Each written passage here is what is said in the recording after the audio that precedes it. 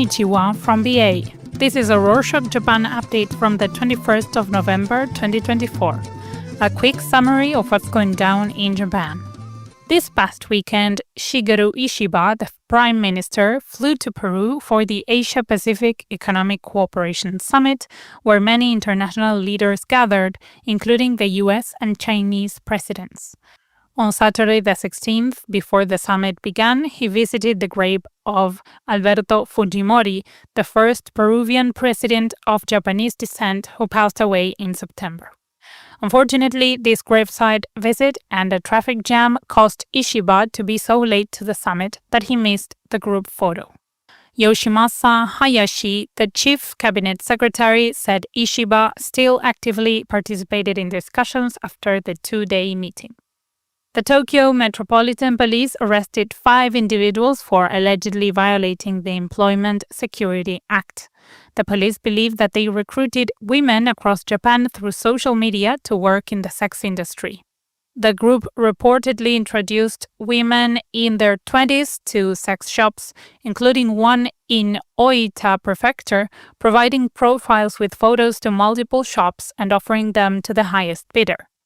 They signed contracts with around 350 shops nationwide and earned about 15% of the women's earnings, amassing over $1 million. One expert in the adult industry said that social media recruiting became popular during the pandemic since people didn't respond as much to traditional job ads. 4 suspects admitted to the charges while one denied them. In an update to a previous story, Motohiko Saito regained the Hyogo governor's post on Sunday the 17th, using a social media-focused strategy, denying allegations and criticizing mainstream media, saying that they were out to get him and the accusations were a setup. Recall last month, Saito lost his position as governor after the Hyogo Prefectural Assembly passed a no-confidence motion over accusations of power harassment and corruption, which may have indirectly led to the deaths of 2 officials. His rallies got support from social media influencers who helped sway public opinion, especially among voters skeptical of traditional media. The influencers focused on Saito's past reforms and suggested that the media and prefectural assembly set him up, even though many of the allegations were misleading or outright lies. Social media isn't the only source of misleading information. A new website promoting attractions in Fukuoka Prefecture, located in western Japan, faced backlash after featuring AI-generated articles about non-existent tourist spots and other misinformation. Launched on the 1st of November, the site Fukuoka Connection Support, also called Fukuoka Tsunogari Owen, showcased fictional attractions and places that are no longer open, such as the Kashi-kaen Sylvania Garden, which closed in 2021. Some articles had correct information, so the general public didn't notice the false parts until those on various social media sites began pointing them out and criticizing them. The site's operator, a Tokyo-based company, deleted all the content on Thursday the 14th and issued an apology. The Fukuoka municipal government removed its support and said that the company didn't say that it would use AI.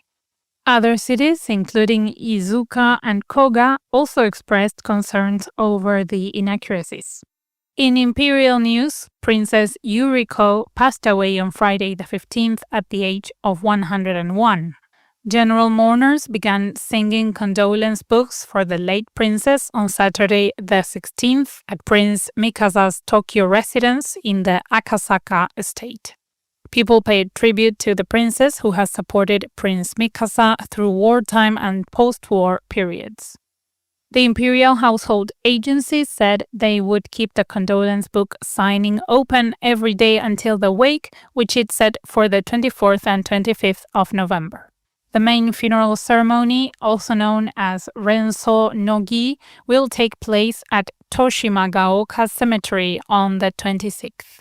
In international news, Japan and the United States met in Darwin, Australia on Sunday the 17th and confirmed plans to put a U.S. Space Force unit in Yokota Air Base in Tokyo this December. Defense leaders hope that this unit will help the two countries work together on space-related matters and beat out global competition in the industry, especially against nations like China and Russia.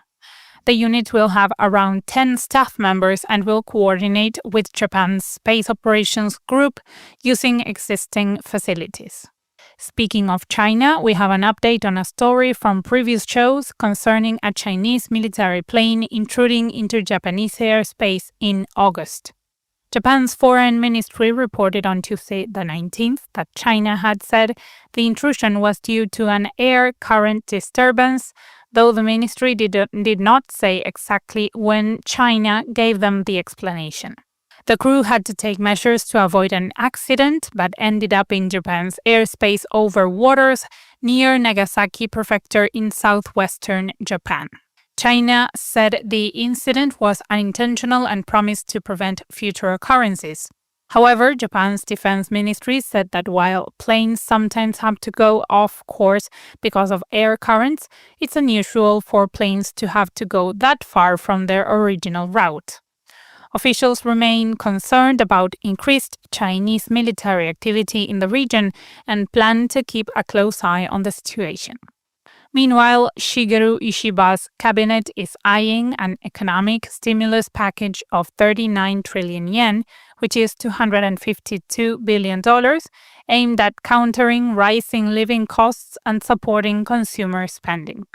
Key measures include energy and gasoline subsidies, cash handouts for low-income households, and raising the tax-free income threshold. Many of these measures are meant to combat import cost spikes from a weakened yen and the end of earlier subsidies and tax cuts. On another note, Fukuoka Prefecture detected Japan's first case of lumpy skin disease, a viral infection affecting cattle, at 8 farms in one of its cities, Itoshima, in western Japan. The disease causes skin lumps, fever, and reduced milk production, and is transmitted by blood-feeding insects such as mosquitoes. The prefecture said on Monday the 18th that it will provide free mandatory vaccinations to cattle within a 20-kilometer or 12-mile radius of the affected farms from Thursday the 21st until March 2025. Officials said the disease does not spread to humans and that it's okay to eat meat or drink milk from cattle even if the cattle have or had the disease. They also told farmers to isolate suspected cases, halt cattle shipments, and be strict about hygiene.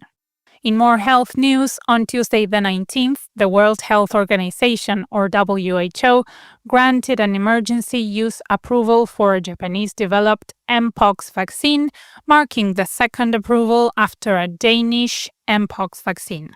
KM Biologics originally created the vaccine for smallpox, but found that it was also effective against Mpox, and the Health Ministry approved its use in Japan.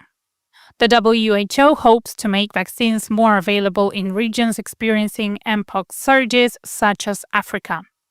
The Democratic Republic of the Congo faces a significant outbreak, with over 39,000 suspected cases and 1,000 deaths in 2024. Japan has pledged to donate 3 million doses of the vaccine and specialized needles to the Congo. The WHO declared the outbreak a public health emergency in August and said it was important to fight back against the disease, which has spread to 80 countries across the globe. Let's close this edition with some sports news, as 2025 will mark the first time that Japan will be hosting the Deaflympics. The Japanese Federation for the Deaf and the Tokyo Metropolitan Government are working together to prepare for the 2025 Tokyo Deaflympics and held a press conference on Friday the 15th to show off the medal design for the Games. The medal features an origami crane on the front to symbolize athletes' aspirations and interwoven lines on the back representing global connections. 80,000 Japanese students voted online to pick the design. The Deaflympics will take place in November 2025. And that's it for this week. Thank you for joining us. Before we leave, did you know that if you're listening to us on Spotify, you can leave comments or questions in the episode? There's a comment box right there. The comments are private by default, and we won't publish them. If you want us to get back to you, share your email so we can contact you back. We'd love to hear from you. Put something in there. Go crazy. Mata ne!